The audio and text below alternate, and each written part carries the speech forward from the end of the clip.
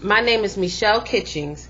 I will be doing a persuasive speech on why unhealthy snacks should be removed from vending machines in school and replaced with healthy snacks.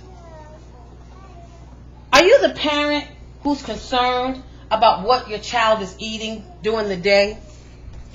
Or are you concerned about the snacks that's available to them at school? If so, you're at the right place. Because it is time that we take action and demand our schools to remove unhealthy snacks from vending machines and replace them with healthy snacks.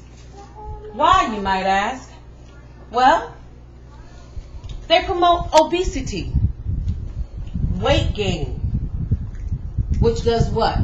It allows your child to be teased and picked on, allows them to have self-esteem because of their weight. All due to these unhealthy snacks. Another thing that it does, it promotes unhealthy eating.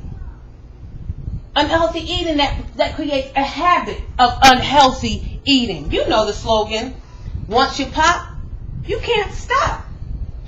You can't just eat just one. Again, an unhealthy eating habit. Another thing that it does, it causes unnecessary illnesses, bad teeth, high blood pressure, diabetes,